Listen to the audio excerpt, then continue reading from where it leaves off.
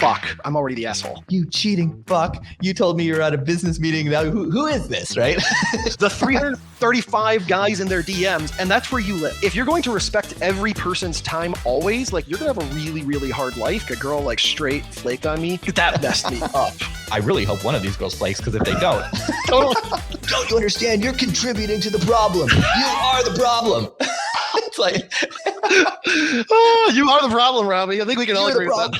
Welcome to the Inner Confidence Podcast, where we bring you men's dating and lifestyle advice that doesn't suck. I'm your host, Robbie Kramer, a former collegiate golfer turned poker pro turned finance guy who became obsessed with learning about male-female attraction and dynamics and passionate about teaching men how to improve and optimize their love life. Tune in each week and we'll bring you the latest and greatest strategies on how to get more dates, how to build a thriving social circle that brings the best men and women into your life, how to become a better networker, and how to design a lifestyle that makes all your buddies jealous. If you're new to the show, I recommend you download my first date protocol. It's the best piece of content I have. It'll help you optimize your first date and subsequent dates. And I like to connect with my listeners personally. So if you want to grab a copy of that, please send me a direct message on Instagram. I'm at Robbie_Kramer. Now let's dive into this week's content.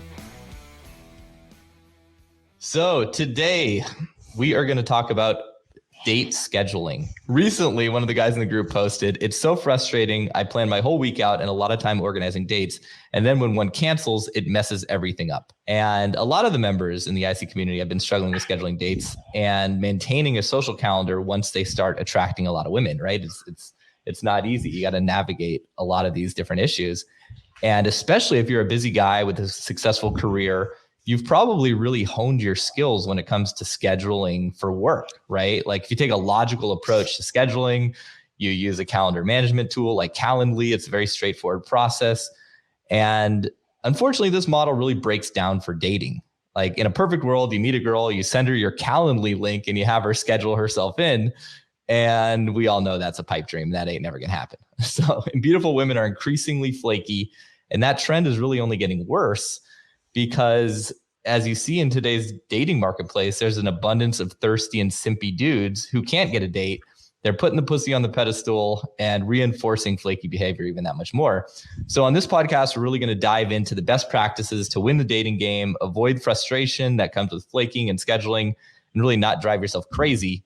And the typical successful guy is, like I said, incredibly frustrated with this. And that's why I invited on Amir, who's an extremely successful businessman. He runs 2 different companies and, is really helping me within the community to come up with strategies that address this issue, because it is a very, very big issue. So Amir, welcome to the podcast. Good to be here, Robbie.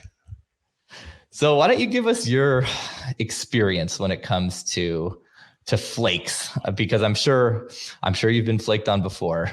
Well, so yeah, first of all, I have a kid half the time. I run many companies. I'm always starting new stuff. And when I say yes to anybody, such as this podcast, I'm saying no to other people, implicitly or explicitly, right? And I take my word very, very, very seriously. And I was getting very upset probably, I don't know, last year. Getting very upset. I at one point I was literally like, are these women bad people? Like literally, I was so upset because I couldn't understand. I never had that I never felt that before. It was just like, it felt really like they're just terrible human beings. Because it would stuff like having to like cancel sitters and like, because like my date who confirmed flaked on me, right? And it was just like, it was embarrassing, right? It was bad. And then as I worked more with you in the group, I started having many more options. A lot of women wanted to date me. And then I had my first flake, where I flaked on somebody. And it was a very eye-opening experience. It never would have happened in my past. Before I knew how to be a more attractive man, like it was very hard to get dates, and getting one was like, all I was thinking about, right? Like the idea of flaking. Are you kidding me? I'm more likely to show up an hour ahead of time and sit there and wait for them. Like I would never flake. Right. So it never really came up. Right. But then I had this experience, and it was like, I had a date planned, call it 7:00, whatever. Might even had 2 planned. I don't really remember. but it's like got busy at work and like some social obligations came up, and I was kind of anxious throughout the day about like, what am I supposed to do about this date? Am I going to cancel? Am I not going to cancel? Should I reschedule? Like, was she that hot? I don't really remember which one she was anyway. And then I like kind of realize it's 7:27. I'm at a party with friends, sort of for work, sort of personal, and my date's in 3 minutes. And then I'm like, fuck, I'm already the asshole, right? Like, well, what do I do? Do I text her? I mean, like, well, she didn't like text me, you know? And then it's like, okay, well, like I'll figure it out later. And then I'm like, well, what do I say? It's like, I'll figure it out even later. And then eventually it's like 36 hours later, and it's like, well, c'est la vie, right? C'est la vie, like, right? Yeah. You weren't even sure so you don't even know if she showed up. I don't know. And I never really made a decision to flake. I never really made a decision to ghost. It's more like a bunch of stuff that happened. And like my investment in her and her investment in me just like wasn't high enough that I felt like vaguely guilty, but like there was like really no ethical like obligation there. Right. Like, and so that was this realization of like, oh, this is what it's like for women, right? Especially really attractive women. Right. And so as I've, done better in my dating life and made just like more, honestly, just female friends, I actually learned more from my attractive female friends than dates, because my female friends are super real with each other, and just looking through their phones, like, oh my God, right? Like just look, it's like, why do they, like some of my best friends, right? Like Taylor's one of my best friends. She absolutely wants to respond to everything I say. I see her phone. It's unmanageable. Like you couldn't possibly keep up with it, right? Like, and so she's popping in, right? And she's looking for specific things, or when she gets randomly bored or whatever. But like, she could not possibly keep up with the number of inbound connections, right? And understanding that, and now once my sort of level of abundance and attractiveness went up, that started happening to me, right? Not nearly the scale it happens to like her, right? But still on some scale. And I think I had to start to understand sort of what is appropriate level of priority from them. It is appropriate that this person they've never really met and hasn't invested in them, right? And they haven't invested in that person, comes fairly low on the priority list. And like their priorities are like, one, anything related to their career. And keep in mind, for a lot of the more attractive women, their career and their social life are very woven together, right? Like some of my friends who are models, like they're pretty much the same thing, right? Right. Two, a lot of them are working in, the social life industry or nightlife, and it's like, it's all the same. Right. So anything that they get FOMO over, right, is going to come up there. Their family, guys are already sleeping with, they're interested in, their girlfriends, their guy friends, their pets, working out, the relative nutrition of chia seeds in their morning smoothie, the 335 guys in their DMs, and that's where you live, right? Right. That's where you live. Like, and by the way, like, it's appropriate. Like their level of investment is appropriate based off of like your level of investment and how much they know you. And kind of like understanding that really helps free me from this sense of like, oh, they're like bad people, or they don't respect my time, or an ethical obligation that I had. It's like, well, no, I don't have that same level of ethical obligation to them that I have to you, Robbie, because I don't know them. We haven't invested in each other. It's not, right. The bar isn't the same, right? Is that all making sense to you? Totally. And this came up recently with another guy in the group he was really upset, and he messaged me and he said like, this flaking needs to stop. This, like, he was really upset. And I gave him the strategy that we're going to reveal a little bit later. And spoiler alert, it has to do with double booking in the event where, women flake on you to avoid triple booking is the new double booking. Exactly. And he got even more upset, and he goes, don't you understand? You're contributing to the problem. You are the problem. It's like, oh, you are the problem, Robbie. I think we can all agree with that. You're contributing to this behavior. And I'm like, what, you're going to rid the world of flaking? That's your new mission in life. And, then the conversation sort of spiraled into like a shouting match, and you're stupid. No, you're stupid. So that didn't go very well. But he was very vehemently opposed to the idea of double booking, and basically saying, because she did X badly, you should do Y badly. And I tried to explain to him that like, that's he's not really seeing the bigger picture there. So we're going to get into that and going to get into the morality behind some of these strategies. But I mean, you already kind of touched on that. It's like she has no, like, you are so low on her totem pole that you thinking you matter is just, it's just wrong, right? It's a total misunderstanding of the situation, because she's going to be loyal first to her close friends and family, to her dog, to her workout schedule. Like you mentioned, the amount of chia in her muesli every morning. There's like her social circle, the guys who are already in her life. And you're like so far down on that list, especially if you're using online dating, right? Like if you're not using a social circle strategy, which at least you can get up on that list if you are meeting women through your social circle. But that was just a funny sort of anecdote I wanted to add in. So hopefully the guy listening will get that sort of straightened out for him. Totally. I mean, there's this philosophical thing which I don't think people understand. Like, there's a scope to things like ethics, morality, and common wisdom, like laws, for instance. Like, speed limit's 55. Should you go 55? Like, do you go 55? 'Cause I don't go 55. No way. I set my, like, if I'm on the highway where it's 65 in California, I set my cruise control at 79, because I feel like if I get radared, 79, it's under 80. You're on the border of like, let this guy go. Yeah, whatever. Right. Yeah. But the point is that, like, but as a society, right? So you're optimizing for the best use of your time. Right. You have objectives. You have a limited amount of time in which you're awake and sober. A very small window for you, Robbie, I know. And like you want to get shit done. Right. And so, like, for you, utility is maximized by getting from place to place in like an expedient and sort of balancing out safety. Right. And like, you're perfectly capable of driving 80 miles an hour safely on normal American highways. Right. However, as a society, like proper function, stability, all that sort of shit, that is what society is optimized for. We're not optimizing for whether or not Robbie gets home in time to get laid, right? Like as a society, we're optimizing we for, should like, be, but that's another conversation.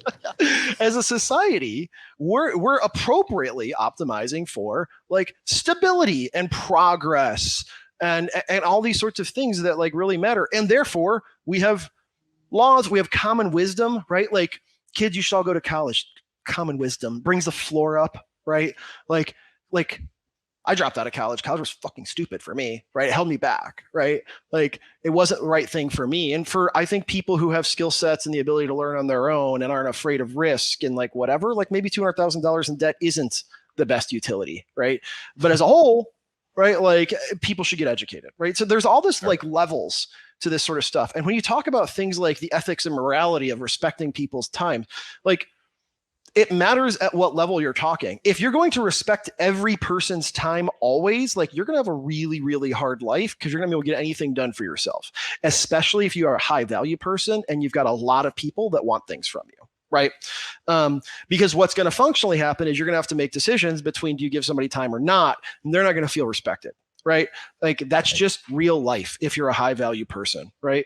But as a society, we should respect people's time. And like, I think people get really confused about what's in their individual best interest and what a society needs to function. And people internalize society level rules and wisdom and ethics as like their duty. And it's like, that's cool that you're dragging that ball around, going to make you slower, and I'm going to rip by you and I'm going to win in life because you're being held down by that ball that was never really meant for you. It was meant for society as a whole. Do you know what I'm saying? Yeah, that's an amazing way to put it and frame it, because that makes a ton of sense. And that's exactly right.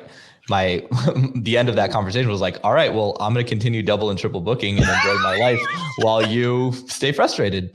Yeah. You fight like it's like the people who bring in politics into individual relationships. It's like, oh, cool. So you've decided to destroy the potential happiness of this connection because you want to bring the aggregate, the overall society level ills into this moment because you mistakenly identify with that more than yourself and the human being right in front of you. It's a very common problem, and it's just misguided, Right. Rant over.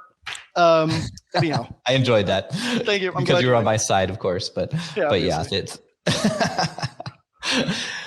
But the other thing I would say is, the other thing I want to put out here is, everything I just said about my friends, the girls, and the priority and stuff like that, it's actually more true the higher quality of the girl, right? So if she's an extrovert with a lot of friends, a lot of stuff, she's more likely to flake on you, right? Not because she's a meaner person or a bad person, because there's just more shit up the priority list than you are as like thirsty guy in her DMs, right? Like, and yeah, that's so important to note. And I experienced that personally when I was at the height of my single life. I had a very active social circle. I had tons of leads from that social circle. I stopped doing all the things that got me to that place. Like I stopped meeting women during the day. I stopped going out and approaching them at bars. I'd show up to a nightclub with 8 of my hot girlfriends, and I'd meet other girls just by kind of the ones that, make their way around our table, or I would, meet women through their friends and their network. That's how I met my wife. And I got to the point where like girls would hit me up on Instagram and they would like ask me out, and I just wouldn't respond most of the time, because like, why would I invest in that random stranger, which could be a total flop, when I know for sure I've got all of these really high quality leads lined up and I don't have to go on a date. Like a date seemed like a forced, awkward, much worse use of my time than what I was doing, which was group dates. And every hot girl is living this lifestyle, probably to a point that was at least equal, if not better, if she's really smoking hot in a big city, than what I was doing. So to your case in point. So I think back to the ethics thing, right? Like the ethics of flaking. Like what you have to understand is that like you don't owe somebody who you haven't invested in, they haven't invested back anything, right? Like and like if you take on the ethics of the society at an individual level, it's a huge burden. And if the other person isn't doing it back, that's asymmetric investment, right? You're investing more than they're investing back in you. And it's like, why are you do that? And it's because like, it's a woman, right? That's why you're doing it. Right. And like, you're creating this asymmetric investment and they haven't invested back in you. And like, it's the ethics that you think apply, like, they don't really apply to that situation. There's no investment. And you're talking about like as a society level when this is about an individual level. Like it is appropriate that they have a low investment in you. It's appropriate that you have also lower investment back in them. And like nobody's bad, nobody's evil. There's no anger, shouldn't be any anger involved, right? But it's really hard to feel that way when you're the one that's habitually over-investing in women you really haven't met yet, right? And that's where I was for a long time. It wasn't until I had many options and that I understood relative investment levels that I stopped feeling so bound by some sort of duty to uphold a society level ethical standard when I'm speaking to a woman. I really have no idea who she is, right? And so it's appropriate ethically that they're willing to just kind of like cut you out because like they don't know you, they haven't invested in you, you haven't invested in them, they don't owe you anything. It's appropriate that you're also willing to do the same thing back, right? That is not to say any behavior is excusable, right? That's not to say that at all. But I think the better question is like, what investment level have I seen and what investment level am I going to offer back in return? Most people that are getting their leads online or whatever, like they've seen almost no investment level and they should offer almost no investment level, right? Now that doesn't mean be stupid. Don't be mean to people. Don't do things that are good. Just don't like spread bad juju, right? Mm-hmm. But it does mean like expect that because your relative investment levels are so low that like it's very likely something higher priority will take her attention away from you before you can increase that investment level this time. Right. She's not dead, right? You probably won't see her, probably, but like I've had many sort of like one of us couldn't make it, whatever, and just like reach back out some other time like, oh man, we were supposed to meet up a few weeks ago. I was kind of excited about that. You want to go get that espresso martini this week, right? Like, and sure, totally. And actually what's funny is because because you were cool about the whole thing, now you've kind of like ratcheted up a little bit. You're still pretty low priority. You kind of like ratcheted up a little bit, right? And so like, I would say match relative investment levels. Don't take any of it personally and think about it as a logical extension of utility. Like you have not invested enough. They have not invested enough for them to feel bound by ethics in this situation. Neither should you. That being said, if a girl is like really investing in me, right? Like if she's sending me long, thoughtful texts, trying to reveal who she is, sending pictures and memes, I might be a little weirded out depending on how soon that is, right? But if she's seems good and also just seems like really curious and interested, I'm probably not gonna set up a situation in which like I might flake on her or whatever, because at that point it is a little mean, at that point I do feel like there's a little bit of an ethical standard there. So I think this ethics thing is like really, really important to understand, this concept of like symmetric levels of investment. Does that make sense? Totally. And I'm glad you made that distinction, because it's like you should have a pretty good idea in your mind of what is her likelihood of flaking, right? And if she's like above 80, 90%, if she's confirmed the date, she's very enthusiastic, she's sending you cute little things, like that girl's probably not going to flake. And if you flake on her, that's going to kill the connection quite a bit. Versus if you flake on a girl where there's not much investment at all, that might actually improve the connection. She might be like, oh, wow, I thought this guy was kind of a loser, but it's totally a thing. It's totally a thing. He's flaking on him. Wow. I might have misjudged this guy. Like, he's flaking on me. I don't even know the last time I've been flaked on. This is interesting. I should give this guy a harder look. Totally. Right. Like, and I've had those girls start to chase me before, or even on a different medium, right? Like all of a sudden they're in my IG, like, we were texting before. It's like, it's totally right. Like, I think the flow that happened was I gave them their IG. They didn't bother to follow it. We were texting. Then I was like, hey, I can't make it. Can you do this time? They're like, can't make it. I was like, well, whatever, next time. Right. And then they're like, who the fuck is this guy? They go follow me on IG. Right. And then they like see my IG and they like, oh, this dude seems fairly legit. And then they comment on one of my pictures. Right. And like now they're in my DMs. Right. Like, like that kind of thing happened. Now they're watching your stories and they're in your long-term, long game sort of dating. Yeah, totally. Right. And I think one of the other principles here is like, just like, you can't take anything seriously ever.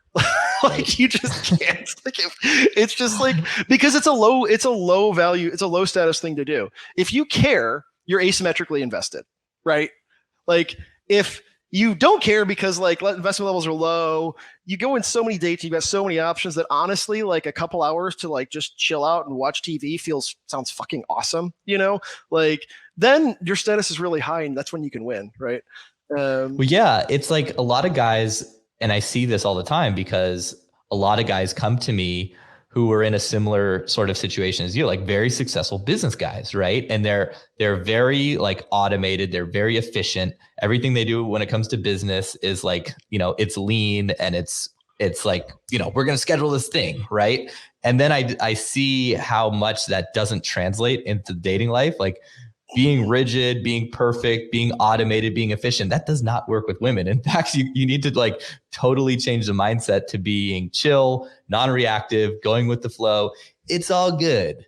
I've got other shit going on is a much better motto.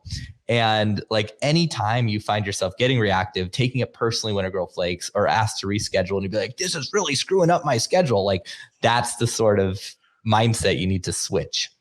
Yeah, it's still hard though. I remember I had that situation a few weeks ago where like a girl like straight flaked on me on like a date 6. That messed me up. That messed me up. Like, cause like I was really into her and it was just like, oh my God, that messed me up so bad. Turned out she unflaked and whatever, but like that was bad. It turns out there was a real reason for it. It wasn't like a total flake, right? But well, yeah, I mean, it was a stupid reason. She solved a normal problem in the stupidest way possible, which to her was like a blocker, but to you would just be like, well, obviously you just do this other thing, right? Right. Well, I can see how it was like, it's a situation where it would totally like take you by surprise and you might lose your ability to rationalize and like approach it optimally, 100%.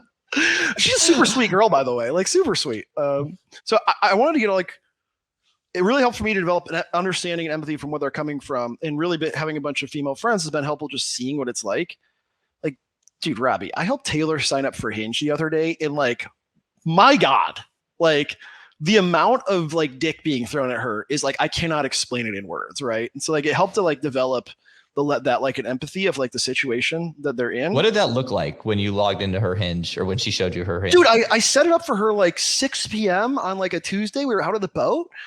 She messaged me on Wednesday and was just like a picture of her lock screen. It was just like all Hinge matches. And I like logged in, and there's like a cap on the number of active likes you can have. So just permanently capped at like, I think it was like 100.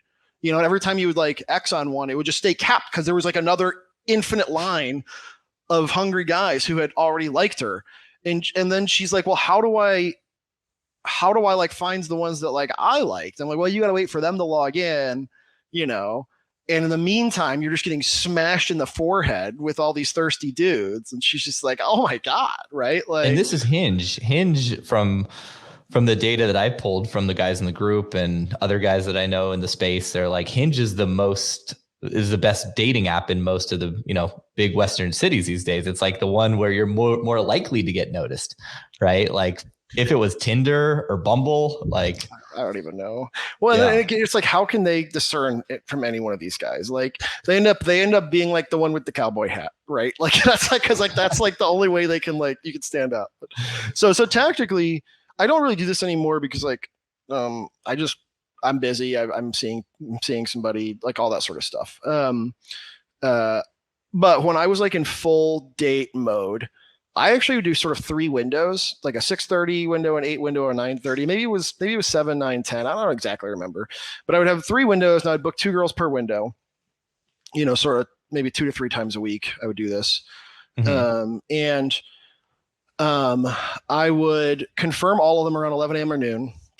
6, 5, 6 texts. So you're booking 6 dates for that evening. Yeah. Okay. And I try to book for like next day or 2 days out. Like any further than that is just, they don't plan. They don't really plan next day either. Right. But like any further than that is just a total shit show. So then, and I would then confirm all of them at like noon. If I got 2 in this time slot to confirm, which didn't happen that often, almost always one in the later time slots didn't confirm. And I would wait until like 3. And I would text the one that double confirmed, be like, hey, actually something came up. Can you do this other time? Right.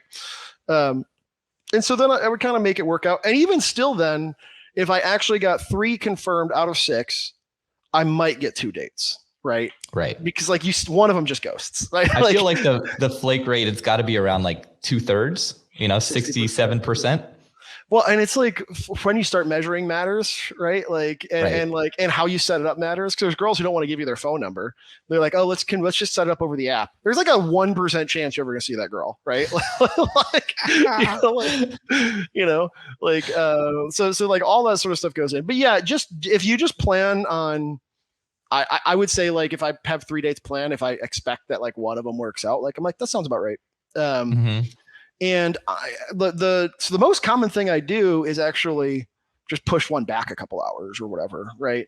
And by the way, like every now and then you'll just go on a killer date with like the first one, and you just be like, I'm not leaving, like right. I didn't used to. Well. Yeah, I used to do that. I used to like make myself go on all of them, but now that one after a while, I was like, no way, this one's going great. And I would just the other ones, like, hey, something came up, like can't make it. I'll hit you up tomorrow, right? And what happens oh, go ahead. What I was going to say is, if you do this for a while, what happens is your dates stop being all new girls, and they start to be like some new ones and then some reschedules from before. So you end up with, and the reschedules have a very low flake rate actually, right? Because like once you've changed it on them or you've been cool about them rescheduling, you end up having a little more banter, increases relative investment levels, and it actually reduces the flake rate. I mean, it's still higher than, girl you've been seeing for a while, but it's not as high as new girl flake rates. So then actually your flake rates start to go down over time. You get more predictability. Right. I think it's like an unconscious shit test in a way. It's like, she's probably not going to intentionally flake. The odds of something not coming up are extremely low, right? But when she does flake, she's testing you to see how you're going to handle it.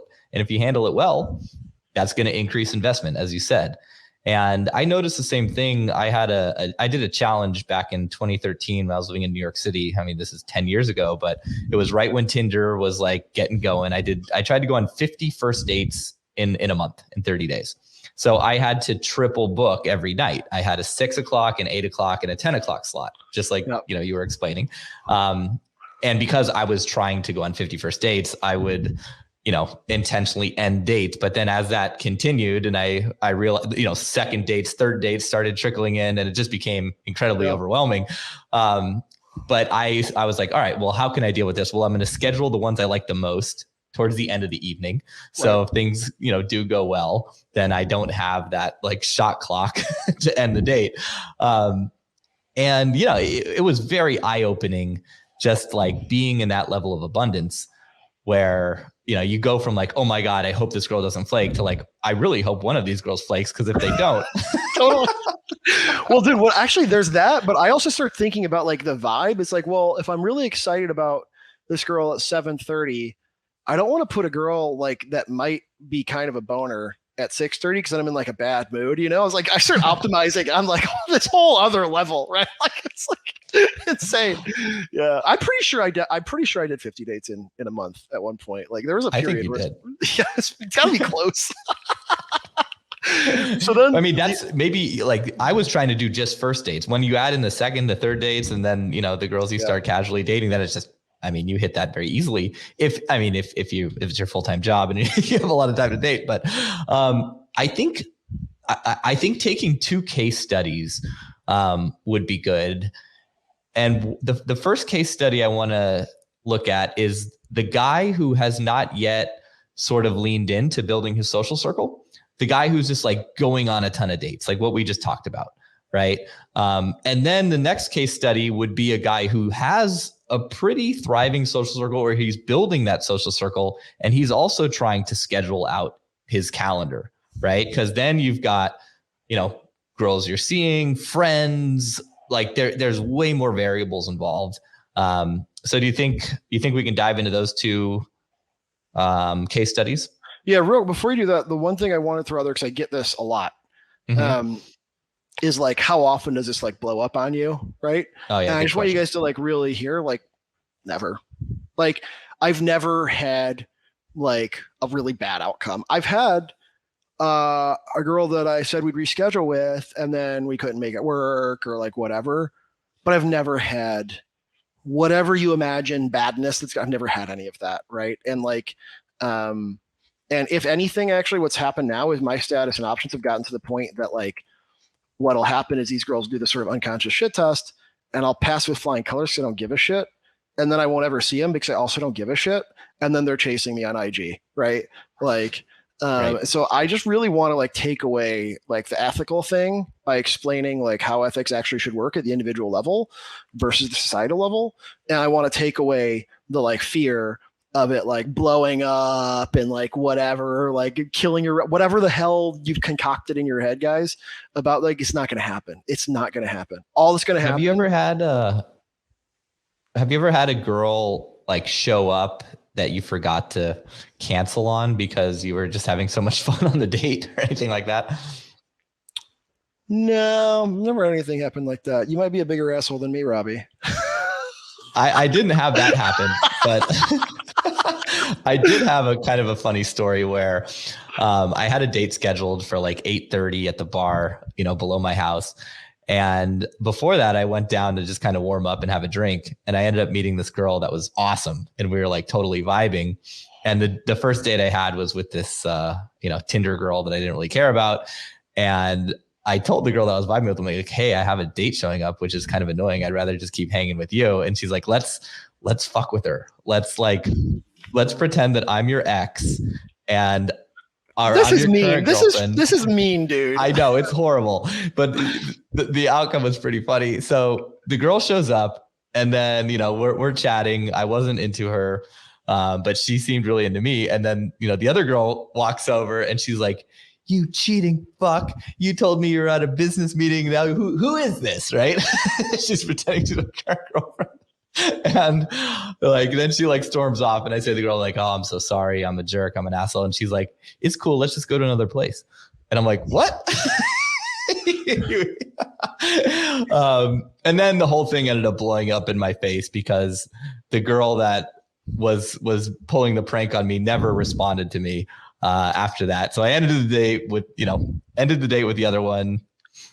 I was a jerk. Karma got the best of me. So wait, are you saying the sort of woman who would randomly want to prank a stranger would also be the sort of woman who was simultaneously pranking you?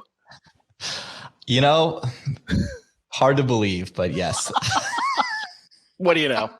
I don't condone any of that, by the way. I don't condone that. I don't condone that behavior either. That was mean, and I deserved what I got. That was fucked up. Anyways, what were you saying before I cut in? I don't know, but the point was I just wanted to take away this like fear of things blowing up. Like it's not really not going to happen. Actually, more than anything, like having this better frame of mind and having this strategy is just going to make you a more relaxed, happier person to go on dates with, right? Like it's going to help you understand where they're at and have more appropriate expectations. And so I should really want guys to hear that and be like, I think it really, when you're thinking about the stuff the wrong way, those flakes hurt badly. But once you understand it, it makes sense. It doesn't hurt as much. You just plan for it. Right. So if you're a dude who's, trying to build his sort of dating life, trying to have more options out there, my advice would be to schedule like 2 or 3 date nights, like exactly what you did, take Tuesday, Wednesday, Thursday, or Sunday, Tuesday, Thursday, right? Like not Friday, not Saturday, because if you schedule dates on those 2 nights, you're going to be missing out on other social events, and the highest quality girls are going to flake on you anyways, because odds of them being free are like very slim to none. Nobody who's high status is going to see a new random person at 7:30 p.m. on a Friday. Right. And if you ask for that date, that's going to be a red flag.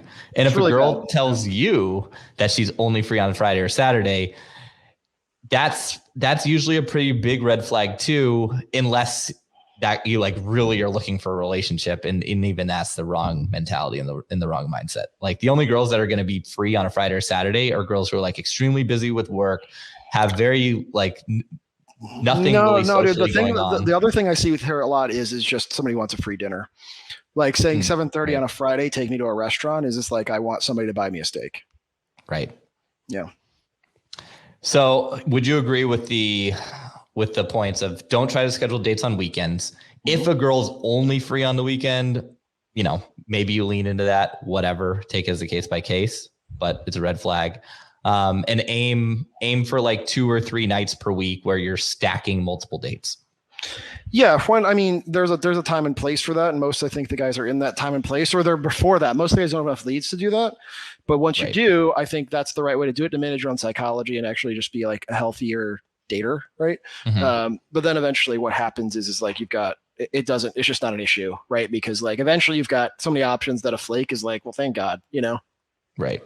But yes, I agree. But no weekends, double book, triple book, whatever. Don't take it personally. Be super chill about everything. If I text them to confirmation at 11 a.m. or whatever, and I don't get a response back, like they don't hear from me, right? Like if they come back at me with like, oh, like whatever, I have to reschedule, I'm like super chill about it, and I'll reschedule with them. If they come back to me the next day, whatever. But like if they don't confirm, and I just have other options, right? And I might, if I was really into her, follow up the next day, right? I have occasionally tried to force it by saying like, hey, if I don't hear back from you by 3, like I'm going to do something else. And I sort of don't think that's a good play anymore. Right. Yeah. Anything else we need to talk about when it comes to just sort of the straightforward date scheduling strategy? No, I think the place that I'm now is more just like, it's like after you're seeing people, how do you schedule? But that's a different conversation. Right. Well, I wanted to lean into more of the how do you schedule your sort of social life if you're doing, hosting events and doing those sorts of things, and how do you manage all of that? I would say this is a place that I'm frustrated by currently, and I'm learning from some of the guys in the Brown Belt Lounge, some of your more advanced guys like Kamani, who's just a stud, have been kind of helping me understand the mindset there.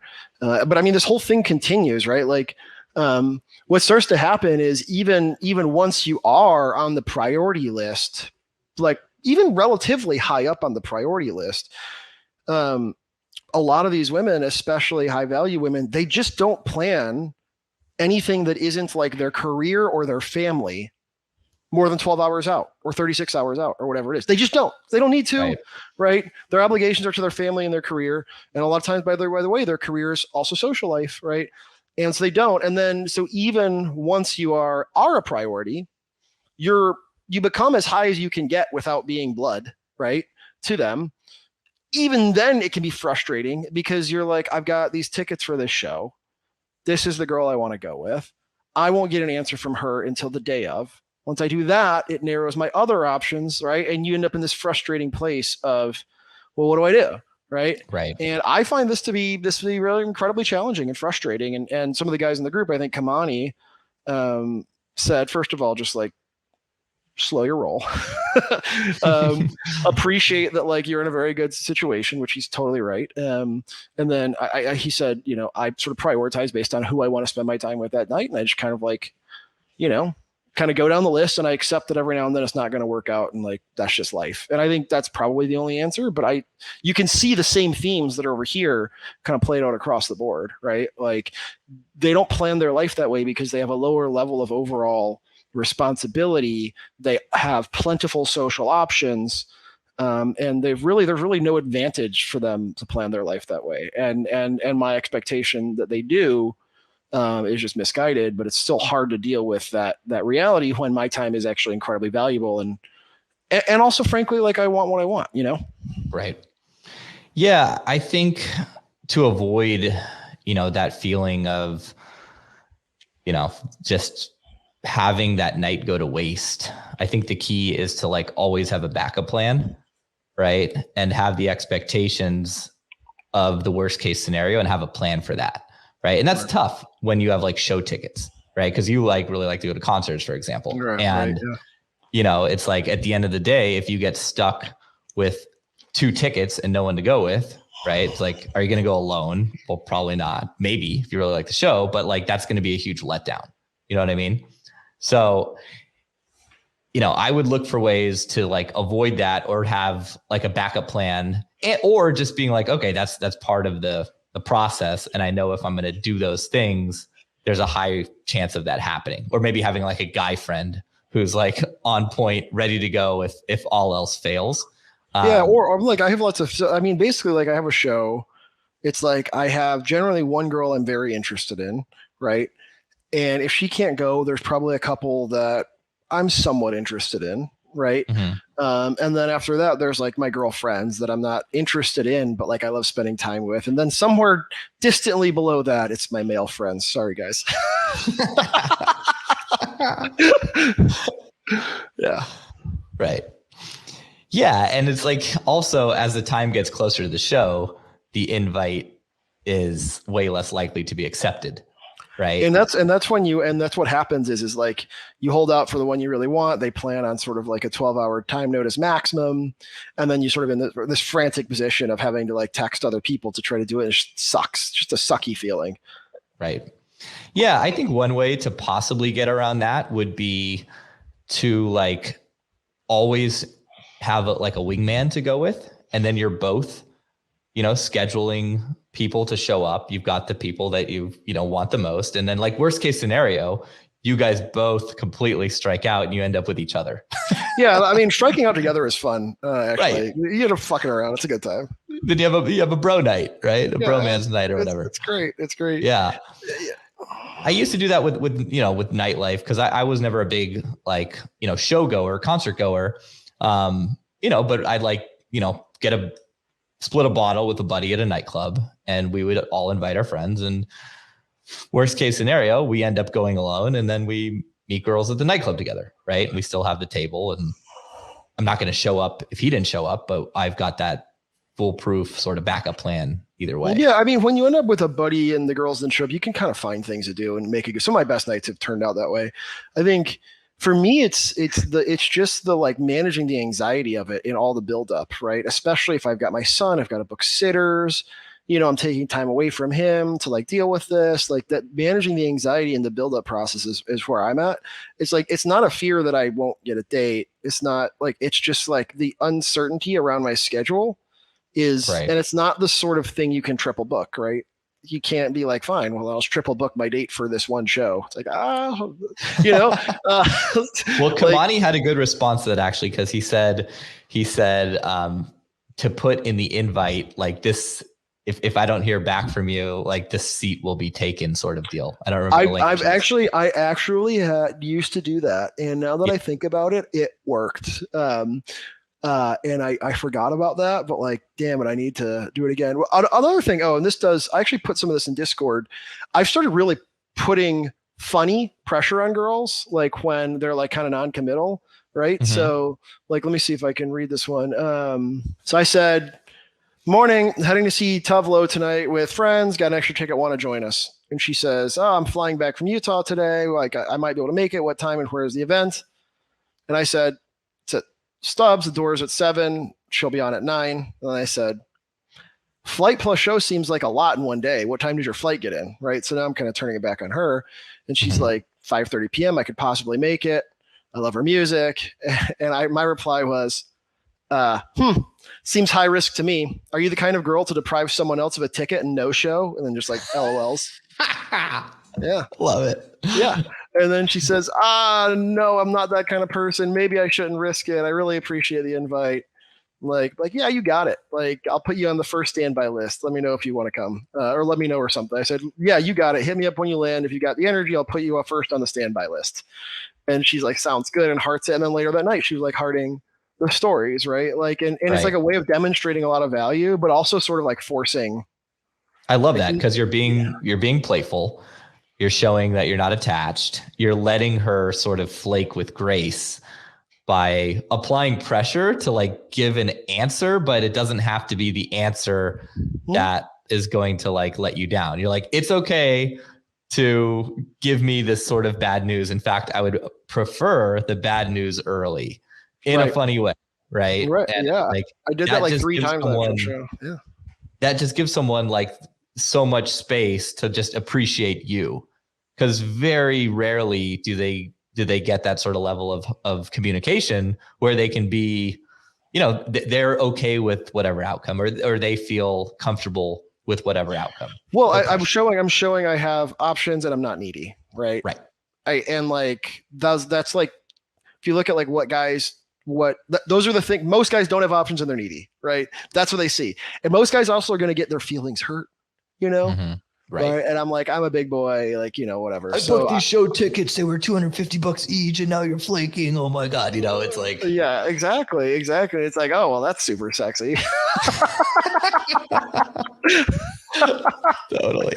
Yeah. So I don't know. I mean, I'm getting better, but this is definitely an area that I struggle in. And it's especially a struggle when I really do have feelings for a girl, which, I want to do. And I want to make plans with them, but I can't jam it down their throat because that's not how they work. And so I have to live in the ambiguity and just accept. And it's hard as somebody that likes to have complete control of how my time is going to play out. Yeah. And for that, it's like, that's so hard. Cause I mean, I remember when I met my wife, I had a ton of options and it didn't matter if she flaked or not because I had other options, but it really mattered because I wanted to hang out with her. Yeah. Right. Yeah. And it's like, there's not like I could do anything the more I try to force that outcome or push that outcome, the worse off I am. So, as the stakes get higher and you get more invested into someone, it's like, there's really nothing you can do. But just try to remain cool and sort of go with the flow of the situation, feel the vibes, as you like to say, right? Fuck the vibes, Robbie. Yeah Fuck the vibes. So are there any other situations that you feel like we didn't cover? High-end social circle stuff. I mean, I think what we mentioned as far as like an expiring invite, right? When you're sending multiple invites out, if there's that sense of urgency and just being honest about the fact that like, listen, if it's cool if you don't respond to this, but I'm going to give the seat away, right? Like, I think that solves a lot of the issues there. A lot of this stuff couples really well with social circle, right? Or social media. Like for me, that sort of stuff works really well because the girls follow me on IG and then they see the other girls that went instead of them. Right. Like, exactly. And so it's like, it's not empty and they absolutely realize that I've got options. So these things really pair nicely together. I think without options, without social media, it gets a lot harder. I think because then you are sort of functionally lower down in the totem pole of investment levels and interest. And then you get to a point as well where you have, a small group of women who have expressed a lot of interest in the shows that they've missed, right? If you go to 3 shows and they couldn't come to the first one, but you don't extend the invite to the second one, and then they respond to the story and they say, oh, that looks so awesome. And then if you apply a little bit more, it's not really applying pressure, but if you don't invite her to the next one, and then she's like, where's my invite? For sure she's coming to the one after that. Oh, right? For sure.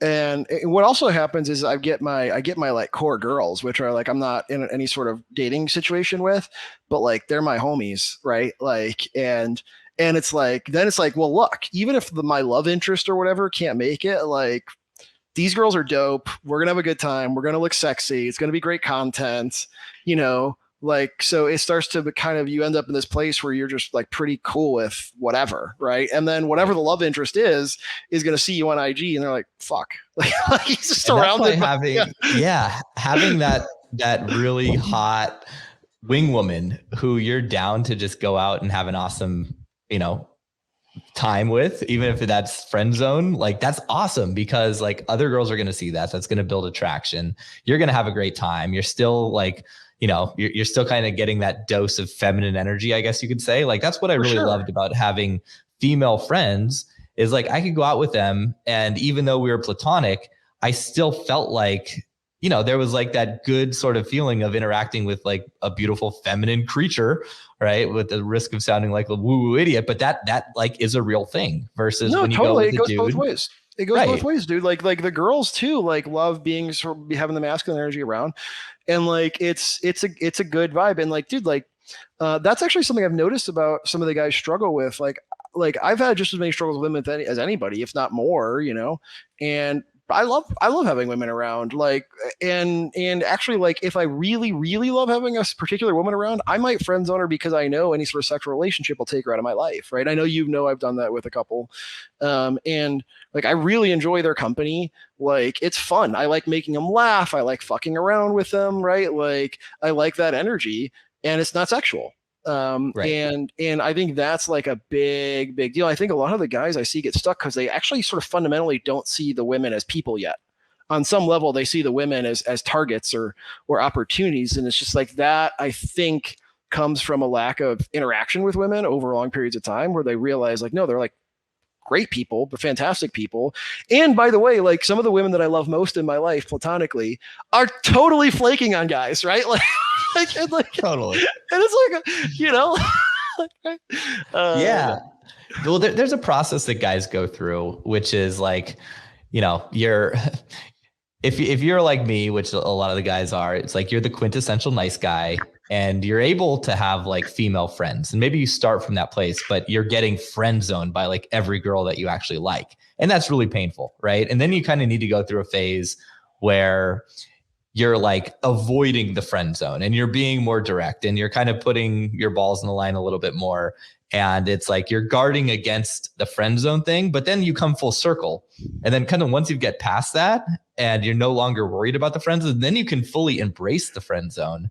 And you can funnel all of your women first into the friend zone. And then eventually from there, hey, you just might end up, dating one of those friends. But like, you can't do that if you have like no experience, if you're uncomfortable with sexual tension, if you haven't had a lot of dates and gotten those reps in. But it's cool how that process does come full circle for guys. No, it's totally right. It's funny now. Like, it's almost become, you said it, friend zoning has become a shit test. Once a woman realizes that I'm not with her, at least looking for, because my actual answer is like, are you looking for a relationship? Is like, well, it depends who's asking, right? Like, but like, when they realize I'm not looking for one with her, one frequent thing they'll do is be like, well, like, let's just be friends. And I'm like, fuck yes, that is a great idea. I love that. Like, in fact, like, I'm taking a bunch of my friends to the show. Like, you want to join us? Like, it's gonna be awesome, right? And then they're like, wait, what?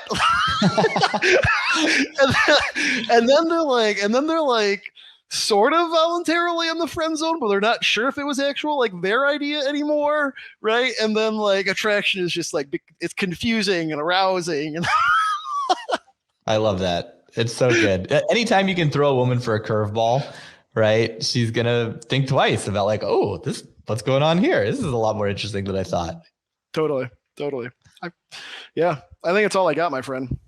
Yeah, man, I think that's a perfect place to leave off. I think we covered, the gamut when it comes to, dealing with flakes, double booking, triple booking, sextuplet booking is I guess what we were talking about. It's booking 6 in one evening, 3 or Are you sure that's not having sex with